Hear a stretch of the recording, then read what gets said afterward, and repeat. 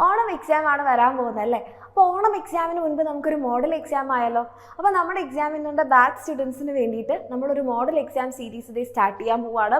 9-ാം തീയതി മുതൽ 12-ാം തീയതി വരെ ആയിരിക്കും നമ്മുടെ ഈ ഒരു മോഡൽ എക്സാം സീരീസ് ഉണ്ടാവുന്നത്.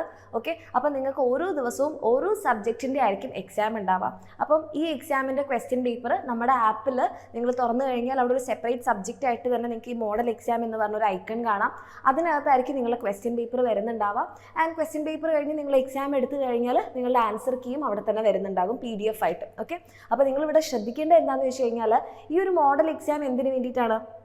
നമ്മൾക്ക് പഠിച്ച കാര്യങ്ങൾ കറക്റ്റായിട്ട് എഴുതാൻ പറ്റുന്നുണ്ടോ, ടൈം മാനേജ് ഒക്കെ ചെയ്തിട്ട് ഇത്ര സമയത്തിനുള്ളിൽ ചെയ്ത് തീർക്കാൻ പറ്റുന്നുണ്ടോ, ഇത് നമ്മൾക്ക് തന്നെ ഒരു കോൺഫിഡൻസ് ഉണ്ടാക്കാൻ വേണ്ടിയിട്ടാണ്. അപ്പോൾ നിങ്ങൾ എന്ത് ചെയ്യുക, സിൻസിയറായിട്ട് നിങ്ങൾ എങ്ങനെയാണോ ഓണം എക്സാം എടുക്കുന്നത് അതേ സീരിയസ്നെസ്സോട് കൂടി സിൻസിയറായിട്ട് എൻ്റെ കുട്ടികളെ ഈ ടെസ്റ്റ് എടുക്കുക. ഓക്കെ, അപ്പോൾ എന്താണെന്ന് വെച്ച് കഴിഞ്ഞാൽ നമുക്ക് എന്താണ് പ്രശ്നം എന്നുള്ളത് നമുക്ക് നേരത്തെ ഐഡൻറ്റിഫൈ ചെയ്യാനും നമ്മുടെ ഓണം എക്സാമിന് മുൻപായിട്ട് നമുക്കത് കറക്റ്റ് ചെയ്യാനും പറ്റും. അപ്പോൾ നിങ്ങൾക്ക് ശരിക്കും നിങ്ങളെ സ്കൂളിൽ നടത്തുന്ന നിങ്ങളുടെ ഓണം എക്സാം അടിപൊളിയായിട്ട് എഴുതാൻ നിങ്ങളെ ഇത് ഭയങ്കരമായിട്ട് ഹെൽപ്പ് ചെയ്യും. ഓക്കെ, അപ്പോൾ ആ ഒരു സീരിയസ്നെസ്സോട് കൂടി തന്നെ ഈ മോഡൽ എക്സാം സീരീസിൽ നിങ്ങൾ കാണണം. എല്ലാ ദിവസവും ടെസ്റ്റ് എടുക്കാൻ വേണ്ടിയിട്ട് തീർച്ചയായിട്ടും നോക്കുക. ആ സമയത്ത് ഇപ്പം നിങ്ങൾക്കറിയാം നമ്മുടെ എക്സാമിനറിൻ്റെ ബാച്ചിൽ നമ്മൾ നേരത്തെ തന്നെ സിലബസ് തീർക്കുമെന്ന് പറഞ്ഞിട്ടുണ്ടായിരുന്നു. ആ ഡേറ്റിൽ തന്നെ നമ്മൾ കംപ്ലീറ്റ് ലൈവ് ക്ലാസ്സുകൾ തീർത്തു. അതിനുശേഷം നമ്മൾ ഷോർട്ട് നോട്ട് ലൈവുകളൊക്കെ പോയിട്ടുണ്ടായിരുന്നു.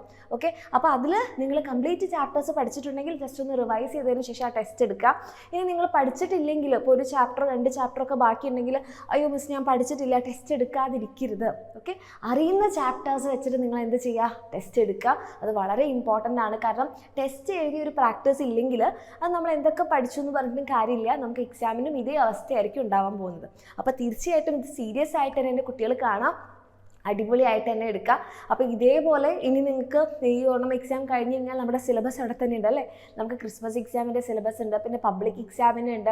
അപ്പോൾ ഇതൊക്കെ നിങ്ങൾക്ക് ഇതേപോലെ ലൈവ് ക്ലാസ്സിലൂടെയും ഓക്കെ, പിന്നെ എക്സ്ട്രാ ലൈവുകളിലൂടെയും വർക്ക്ഷീറ്റ് ഒക്കെ ചെയ്ത് ക്വസ്റ്റ്യൻസ് ഒക്കെ പ്രാക്ടീസ് ചെയ്ത് എക്സാം ഒക്കെ എടുത്ത് നമ്മുടെ എക്സാമിൻ്റെ എന്തൊക്കെ പ്രോമിസ് ചെയ്തോ ആ കാര്യങ്ങളും എക്സ്ട്രാ കാര്യങ്ങളുമാണ് ഇപ്പം നമുക്ക് നമ്മുടെ ബാച്ചിൽ നിങ്ങൾക്ക് തന്നുകൊണ്ടിരിക്കുന്നത് അല്ലേ? അപ്പോൾ ഇതേപോലെയൊക്കെ പഠിക്കണമെന്ന് എൻ്റെ കുട്ടികൾക്ക് ആഗ്രഹം ഉണ്ടെങ്കിൽ താഴെ കാണുന്ന നമ്പറിൽ മെസ്സേജ് ചെയ്യുക, നമ്മുടെ ബാച്ചിൽ അഡ്മിഷൻ എടുക്കുക, അടിപൊളിയായിട്ട് പഠിക്കുക. All the very best. നിങ്ങളുടെ ഈ ഒരു മോഡൽ എക്സാമിന് വേണ്ടിയിട്ട് തകർത്ത് എഴുതുക.